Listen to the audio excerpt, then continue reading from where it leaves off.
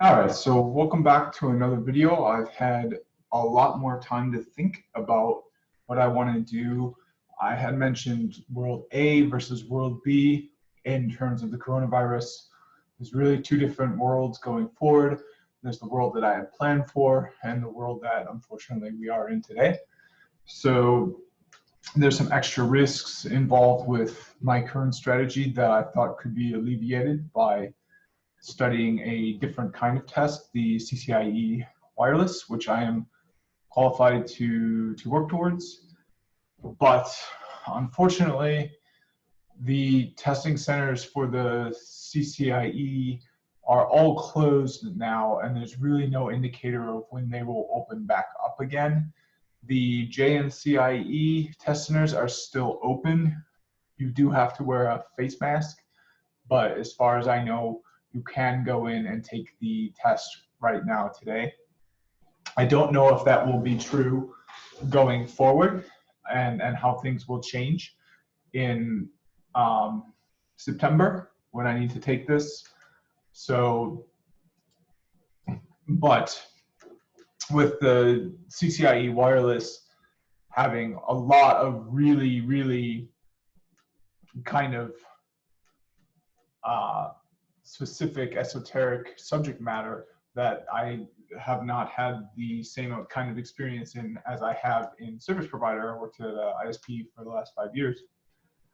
I think it really makes more sense to get my first expert level certification in the one I had initially planned to get it in World A. There's not that big of a difference between World A and World B to where it just completely doesn't make sense to continue on with my plans. Unfortunately, that's not the case for a lot of other things I had planned. I wanted to host an event for about 30 people, but that's got to be canceled. I usually attend other events where, you know, anywhere from 500 or more people can show up. I'm in Austin, so there's South by Southwest, there's ACL, those are all canceled. So it really is a world B. I don't think there's any debate that the world moving forward is really not compatible with not 100% compatible with any plans that were made at the beginning of the year, and certainly not for the year prior. So, yeah, so I think I'm going to be, I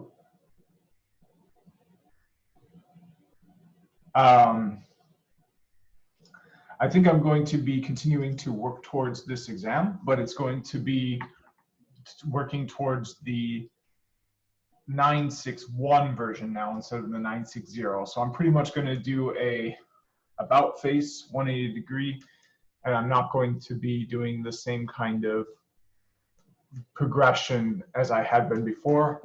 I'm just going to be taking it in the order it was given on the curriculum, which means I will be glossing over some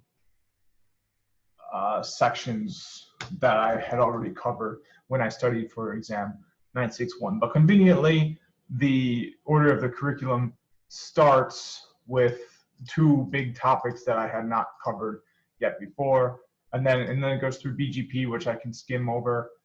Then it does MPLS, and then VPNs I don't even have on video anyway, but I did do that in my own time, not as part of this channel, so I can skim over that. But the order of the curriculum seems to fit in pretty well with what I've already done. And then COS is at the bottom, so I might not get to that one, but I did a lot of this kind of stuff, especially at my at the beginning of my time with working for an ISP. A lot of what I did was QoS, modifying policers for bandwidth upgrades, that sort of thing. So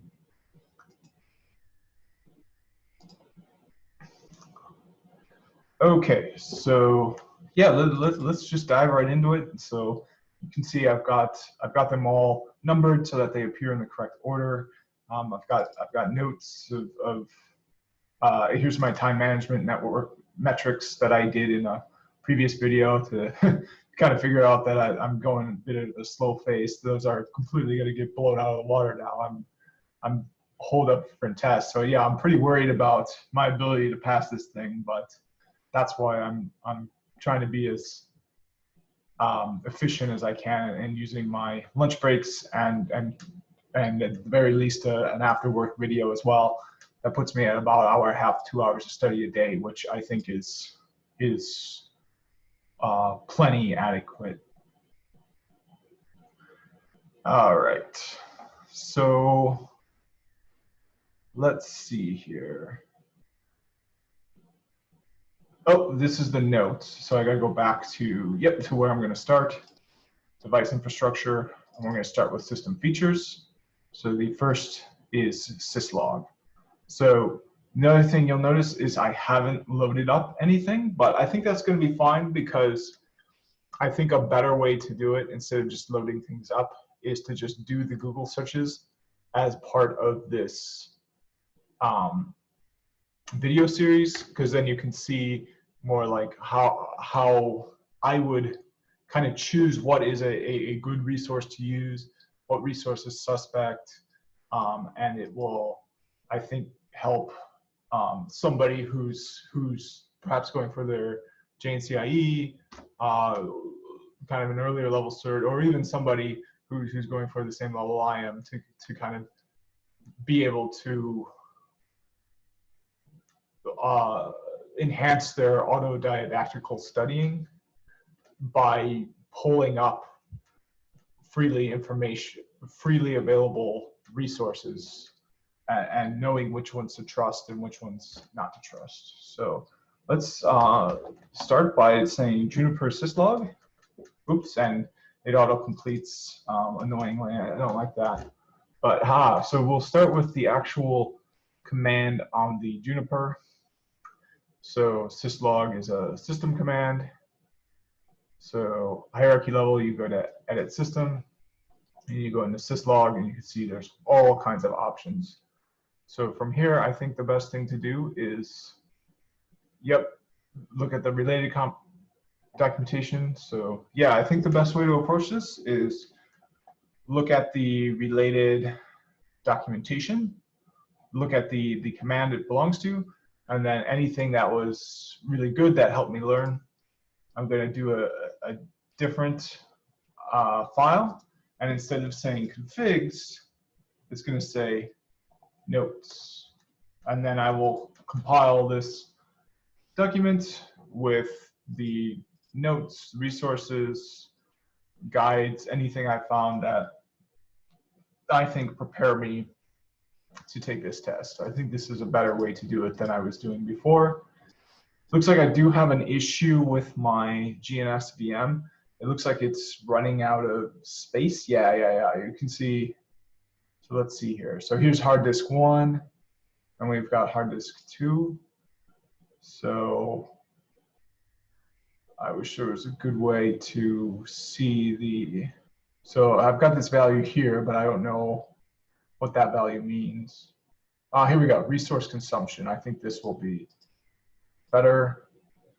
So yeah, so we've got used 950,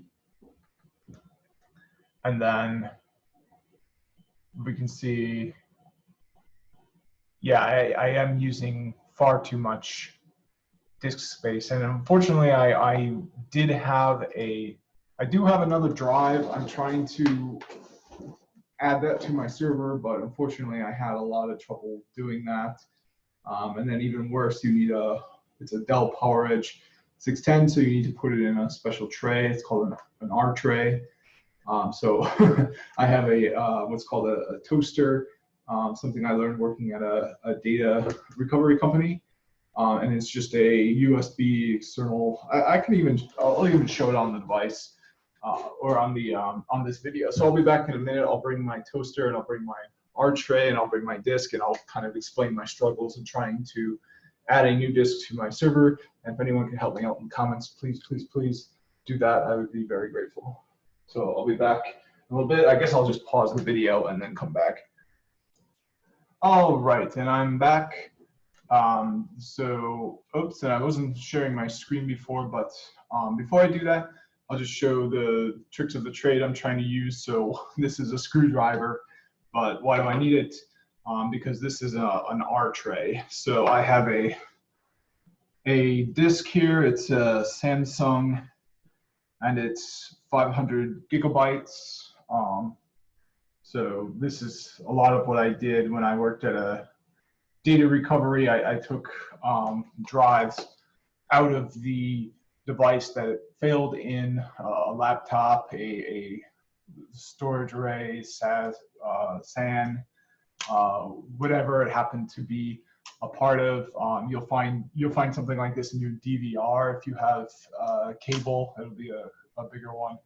So my job was to pull it out of this junk equipment that failed, and then mark down the information, label it, make sure that they can keep track of it because stuff is coming in a lot.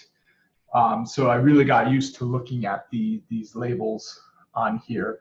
And it says on here it's a SATA, S-A-T-A. And then it's got the RPMs, it's got the firmware, revision error A. So I had to get used to reading these labels. And I will say that I don't understand why this is not working in my Dell PowerEdge R10, but this is just a 500 gig. I'll share my screen right now. Oh, before I do that, I'll show my toaster too. So here's what I call a toaster. They had these all over the data recovery company I worked for. Not this exact model, but yeah. So you just put it in there. It reads it, and then it's USB. So you can just open up a disk like this externally, reformat that disk. Anything you need to do, just using this device here. But of course, I've got to take it out of the R tray. That's what this is. It's called an R tray on the outside. So I've got to unscrew it from the R tray, put it in the toaster, reformat the disk, take it out of the toaster, screw it back into the R tray, put it into the Dell PowerEdge 610, and then all of a sudden it just doesn't work. So I did that a few times, and it's like, well, shoot, I kind of made a mistake buying such little storage space. I didn't realize that, but I'll share my screen now and kind of make that more clear, the mistake I made when I purchased this R610, and show whoever may be watching the kind of what I would do in the future. So here's the screen, and here I am right now. Hello. So we've got storage space here, but you can see used. So that's the value that is used. And if I go over to my host here, oops, and it logged me out. I'll log back in. Oops, I gotta refresh my browser, I guess. Oh, and I'm getting, I don't think I usually get this. No, I did get it. Okay.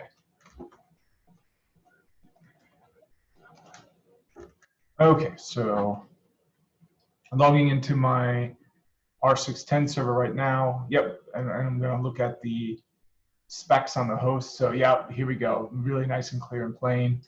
I'm using 99% of my capacity of 830. That really wasn't enough capacity for me to buy. I really kind of made a mistake in that regard. So let's go to savemyserver.com and see how I could have done better. Oops, and let's go back to Dell servers.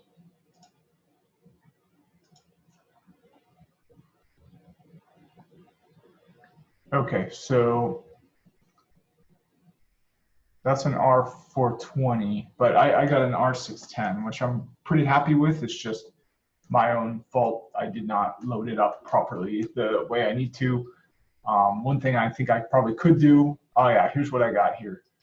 I could probably go back and order some more parts, but I'll show you what I got. So I thought what would be important for me would be the number of cores more than anything else. So I had to upgrade the motherboard so I could get hex cores. So that's 6 per core. And then you can see my only options here are 2x. So the most amount of cores I could get were 12 cores. But I figured just having more cores was what was going to give me the most bang for my buck. So I got the lowest amount of gigahertz and the lowest cache. So I just picked this lowest option here for $22 because I figured the next highest option, which I'm kind of confused by this one because it appears to have higher gigahertz and the same amount of cache. So it seems like you're getting more than you're getting for this option, but you're paying less for it. So I don't understand exactly the trade-offs between having an E style chip and an X style chip, but it appears that there is some sort of difference so that this here is a better value than this up here. But I went with this. I thought even the extra $26 was not worth it because this would be everything I needed. And so far, it pretty much has been. I don't know why I'm losing the CLI. I don't know why I'm getting some of those bugs that I'm getting, but I think it has to do more with GNS than with my R10 server. So memory, this is where I get the biggest performance in boost. So it's definitely going to be an option between these here. 64 is probably all I would need, but I wanted additional RAM for any extra projects. You can see I've got, if I pull up GNS3 again, I've got a whole nother lab up and running for learning network automation. Oops, and I can't open it because I'm out of disk space. So, but I went with 96 because all I really needed was 64, arguably even 48. But I wanted some extra overhead. But I did not think. But here we're getting, you know, for an extra $80. I did not think it would be worth the extra 32 gigs. So it looks like it's kind of a deal because nope, it's just $80. Yeah, from here to here it's a bigger jump, but here it's an $80 increase. So I decided to kind of not spend the extra. And then I wasn't sure about this RAID controller, what this was all about. I just left it default. But here's where I think I kind of screwed up. I figured, oh, like I don't need a lot of storage space. So I'll just go with the, oh, I wonder if they even, I don't even see where the one I picked is. Oh, that's interesting. Yeah, I don't even see it. I guess if I would go back, I would definitely pick this option here, the 1 terabyte SATA hard drive with the tray, and I would probably get 2 of those, if not 3, because you know for $80, it really seems like a good deal. I think I got this actually. Yeah, this is what I got. So for just an extra $10, I could have gotten a full terabyte, which is not that much more than this. But it's a SATA drive. This is a SATA as well. So yeah, my Dell can take SATA. I really don't know why this wasn't working, but just kind of a word of warning to anyone who wants to kind of follow my footsteps with this. I definitely recommend kind of not cheaping out when it comes to storage space. I really think I kind of shot myself in the foot by buying just one of these, and I would even upgrade the extra $10 to get one of these, and then I would get one of those in at least 2 bays, if not 3 bays. So where's the other one for $80? Yeah, right here. So this is what I would do at the absolute minimum, and you can see that that takes me up to 6007. Everything else everything else is the same, except I used ESXi 6.1, but I kept everything else the same. So it would have just cost me an extra $80. I paid, so I only got one of these, and I paid $10 less for this one. So this is my setup. Hey, you know, I say it cost me under $600, but really it cost me over 500 by a little bit, by less than 20 bucks. So, you know, I'm kind of the kind of person that doesn't like spending money on things I don't need or will never use. So I went as cheap as possible on this. But you kind of, one thing I've learned is that when it comes to disk space, if you don't need it and you never use it, that's not necessarily a bad thing if you don't spend that much extra money on it, because just having disk space sitting there, never needed, never used, is a much better situation than running out of disk space as I am dealing with here. So kind of a lesson learned the hard way. So hopefully I can save anyone who's watching this the same heartache that I'm experiencing now with being out of storage space, but wanting to set up another topology in my lab. So I'm not sure what happened to this. This looks like it was my VPN. This is so I can use my lab at a coffee shop or wherever, but obviously that's not going to be something I need to worry about in World B. So it crashed when I accidentally unplugged and replugged in, and then replugged in my server. So I'd like to just delete this. So maybe unregister. Yeah. So oh, okay, that's interesting. And this is Eve and G. So this isn't even my VPN. This is just one of the ones I have for Eve and G. So that might even free up a little bit of space. Oh, no, it didn't. Okay. Oh, that's too bad. So one thing I'll show off, because if anyone can help me out with why this thing here is not adequate to add 500 more. I forget what it's formatted as, but I did wipe the disk and do a disk format on it.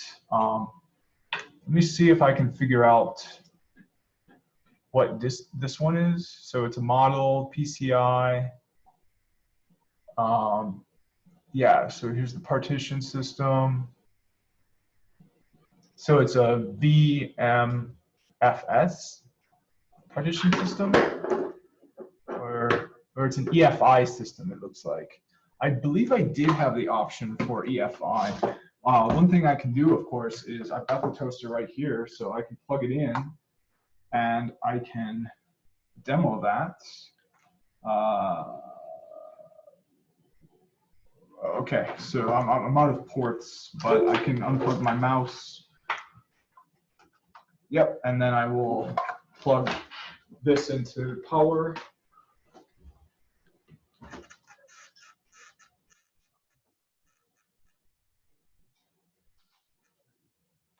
Oh, great. And then I will put this in and see if it's an EFI system. I believe it is, but I remember there were some options.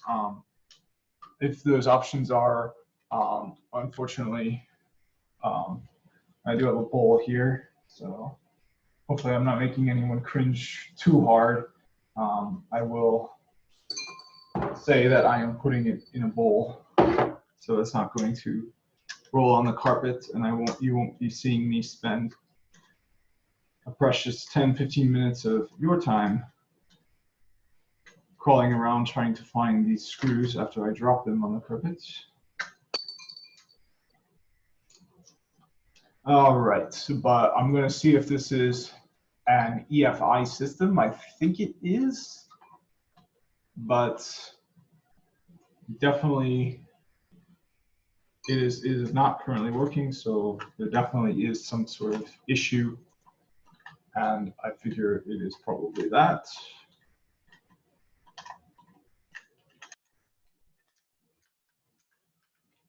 So this drive just came out of an old laptop. I've also got one that's part of a external hard drive. I saw a lot of those at the data recovery company. People's external hard drives failed, and they wanted it to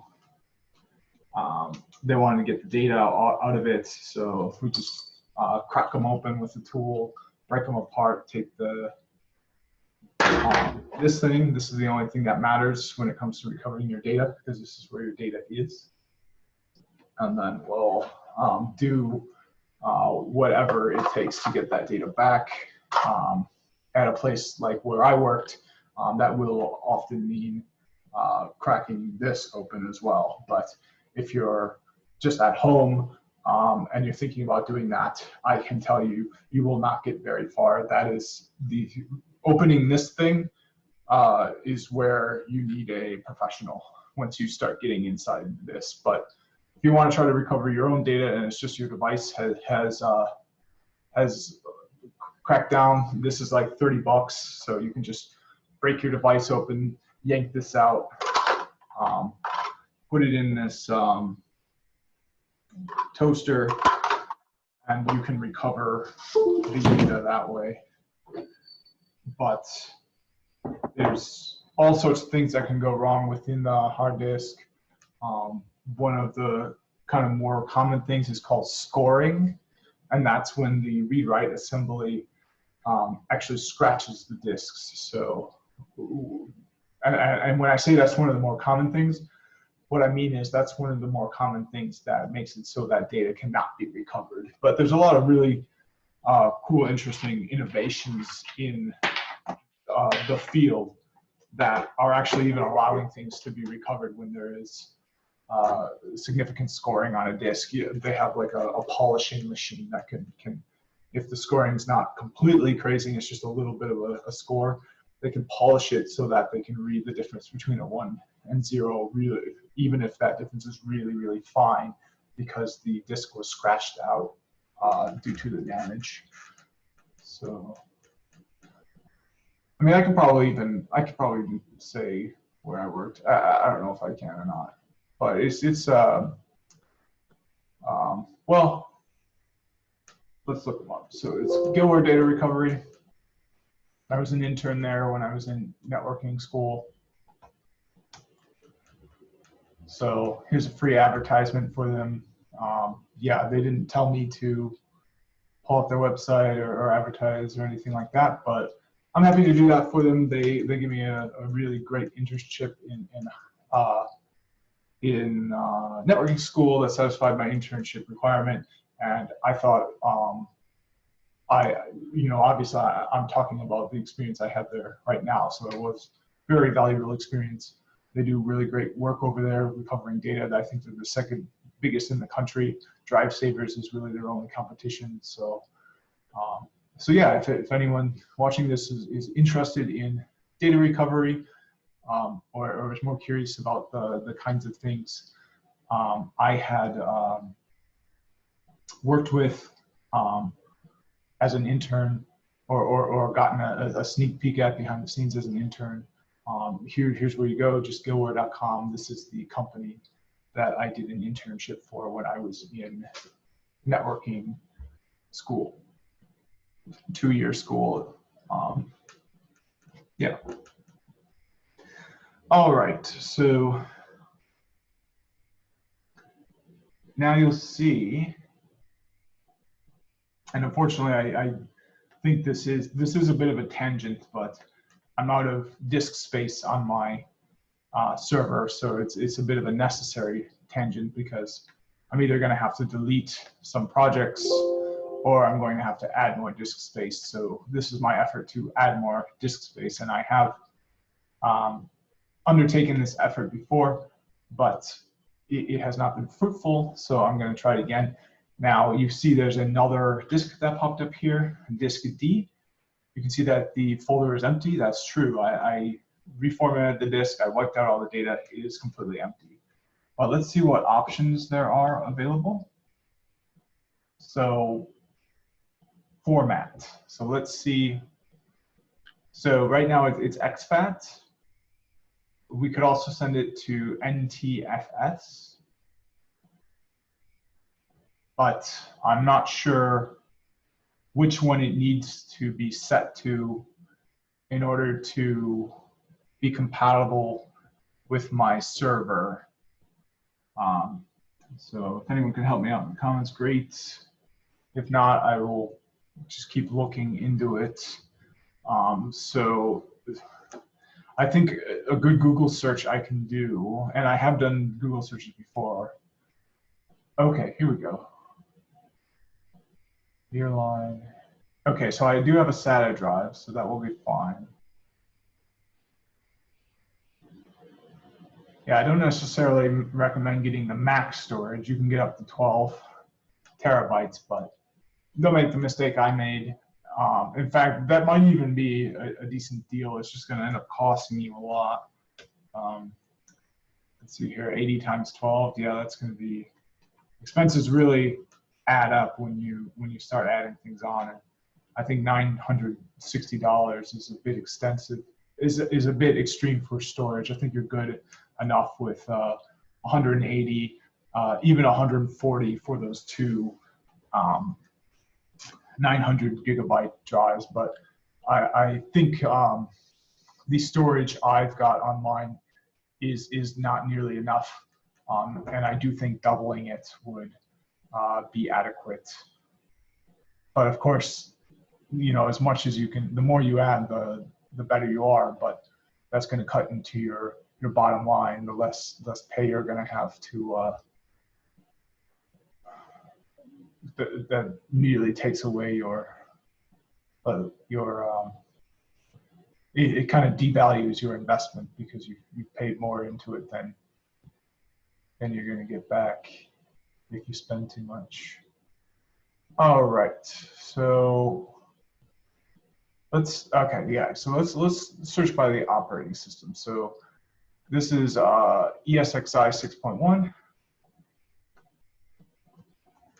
Adding a disk. So aha, here we go. Oh, but not the virtual appliance. I want to add a hardware. Yeah. Adding a hard disk to a virtual machine.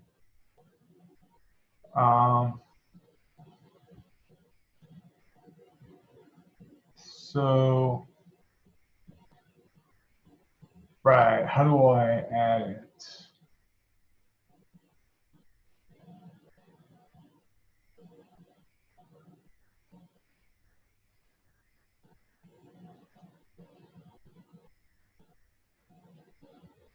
Okay, so it looks like maybe I can just create a, so I've got to do like an F8.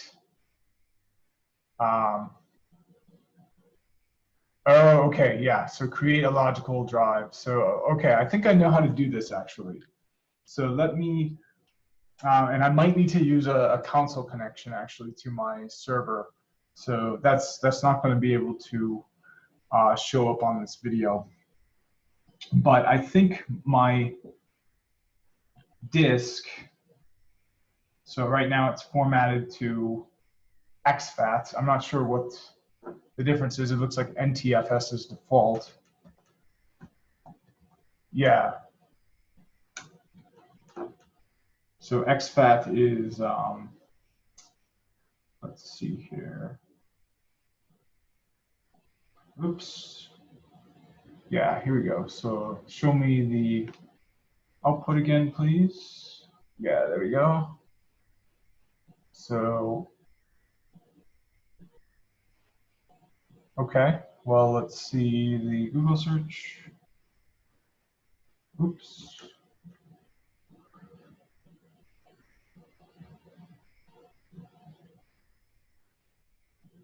Okay, so here we go. Here's the differences. So, oops, where's that thing I was just reading? Well, let's do this. Copy this, click into the link, paste it. So there we go. So NTFS is ideal for internal drives. Okay, so exFAT is ideal for flash drives. This is not going to be a flash drive, so I am going to reformat this to NTFS before I attempt to do this again. I think I just formatted it to exFAT just because I was desperate and wanted it to, and was just experimenting with whatever to get it to work. So let's see if we can find anything about the allocation unit size, maybe on this page.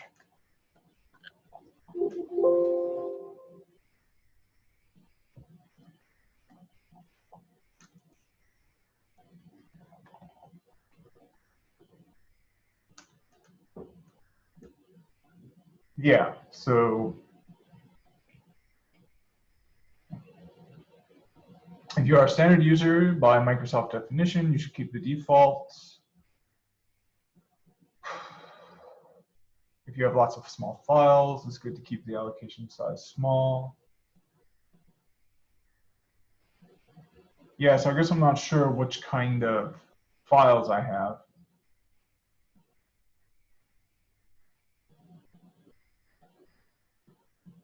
Yeah, so they just suggest the default. I'm using virtualization stuff. Yeah, I'll just go with the default. So 4096. Well, I'll just choose default. And yeah, so let's start the format.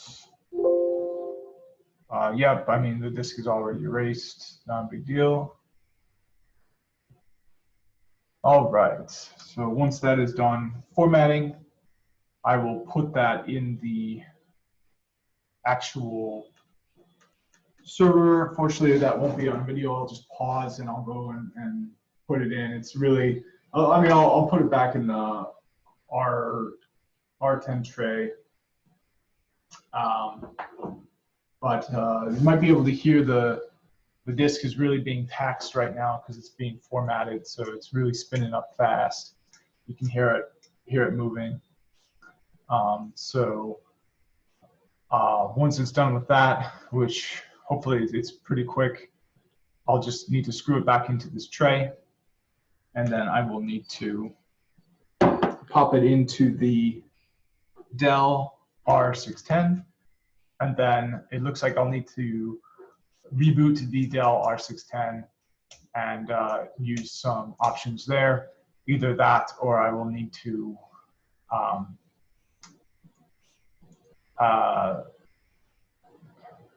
use the console on the R610.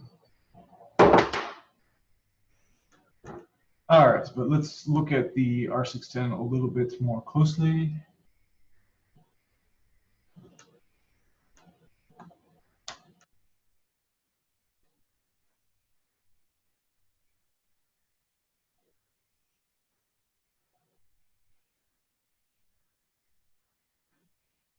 Okay, so we're gonna need some extra space for sure.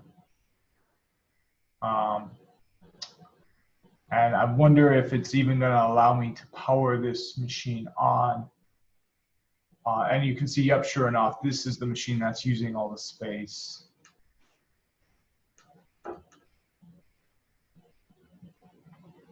Now, one thing I had not planned for when I bought the server was having a lot of extra projects on the server. I bought this specifically for the JNCIE-SP, but that was in World A, now it's World B.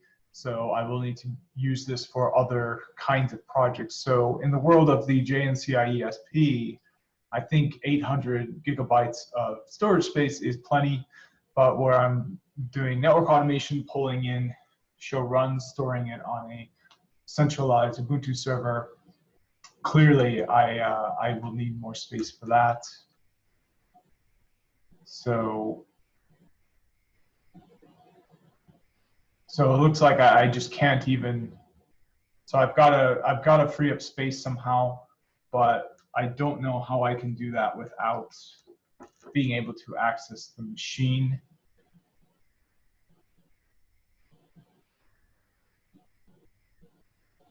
But that is a prerequisite to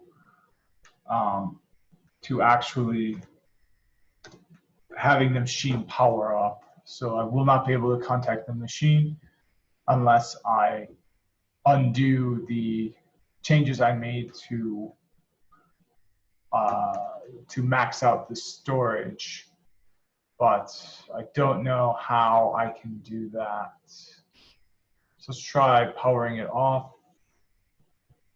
And I'm kind of hoping there's loss of data.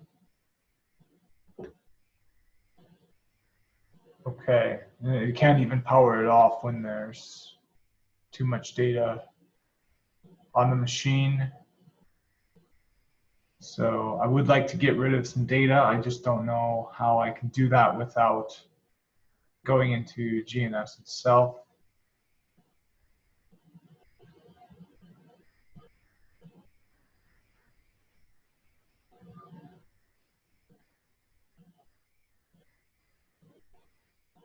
Oh, you know what I can probably do? Well, I'm not sure. Let's see how far along the disk partition has gotten. So it looks like it's still moving. Yep, still not done yet. Yeah, I can feel the disk is still working really hard. Probably a bad idea to touch it while it's going. All right, so I need to figure out how to either delete the extra stuff I added. I spun up 8 VMX routers, and then I also have a network automation topology, so those are not going to be compatible with each other because it will take too much space. But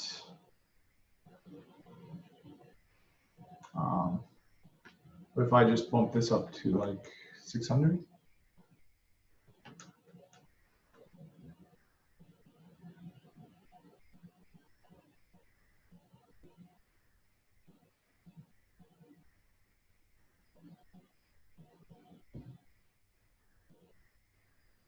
see, if it causes loss of data, that's a good thing for me because then it would bring down the storage.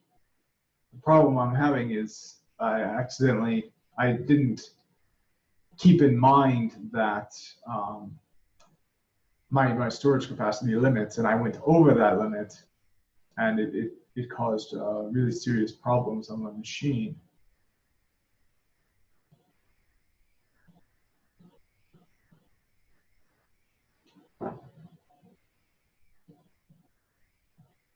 So the, of course, best solution to that, I think, is just adding more storage space. But that is something I have tried before and not had any success with. But I think it is definitely worth trying again because that is the best solution. But I do need to wait because I think it's definitely better to use NTFS for this disk since it is not a flash drive. It's not a solid state disk, so NTFS will be better. So I'm going to cancel. Yep, and fortunately I can't power it on until I get this storage to go down, but I can't get that storage to go down until I power it, unless I can power it on. So really at this point, my only hope is probably to either wipe the server, which would not be good, or to just slap in that extra disk and get 500 gigabytes of more storage, and then kind of keep this open whenever I'm working on it. And if I see this climb up to above a terabyte, be more careful. Okay, so this is still going. I wish the bar would move, because I can't see. Yeah, I can't see when this is done if the bar is not moving. And I don't want to hit cancel. What if I just, will it give me a,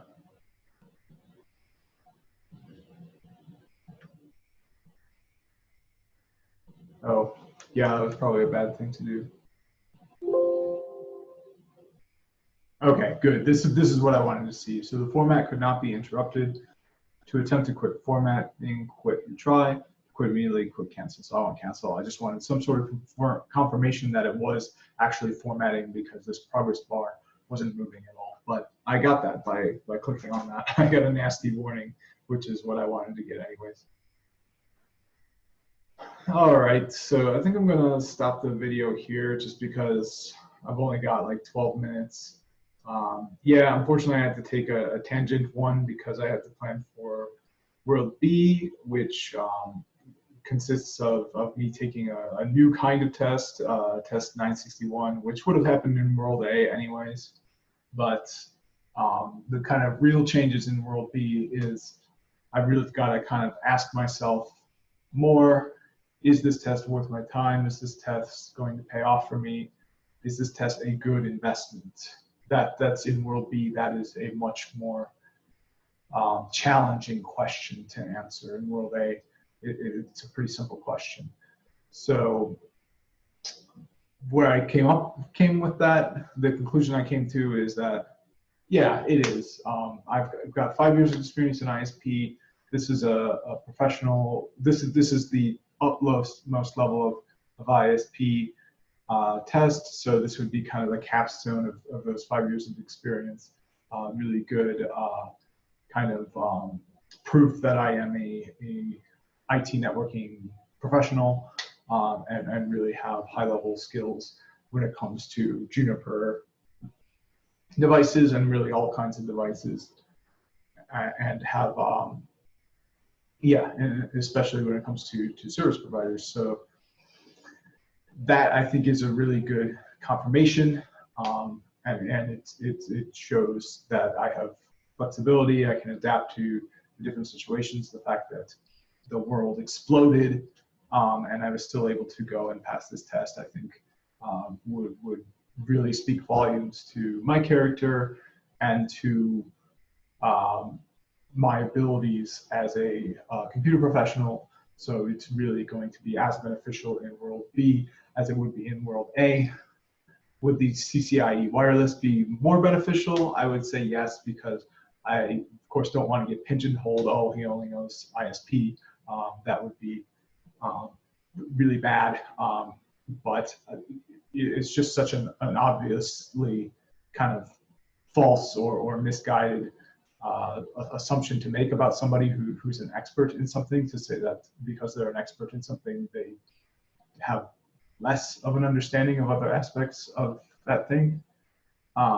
So I think it's just such a misguided assumption that it really won't be something that will prevent me from getting ahead, especially if I go and do like a CCNA in wireless or something. Then it's not going to be, the CCIE in wireless will require probably more effort than the current track I'm on. So it's not, I don't think it's reasonable to just jump straight to the CCIE wireless. I think it's more reasonable to continue the IE track I'm on right now, because IE requires about a year of study. The test is $1,600, so I don't think it makes sense for me to pay $1,600 to take a test on a subject matter I don't have any professional experience in, and that I will have started studying for that I can only study for about 4 months. Whereas the current track I'm on, I have 5 years of professional experience in. On day one, I was modifying policers, that sort of thing. So that's going to be on the test. And not only that, I've been studying for this test since like the beginning of this year. So it really makes sense, even though World B is a different world, carry over those plans from World A, but just be flexible and make those adjustments and adaptations that are required in World B. Just wearing a mask, having hand sanitizer, washing my hands. I really think I'll be fine, and I really think the right thing to do is to just continue taking this test, even though things are quite a bit different now in light of COVID-19. All right, so that is the end of this video. Thanks for watching, and I'll see you in the next one.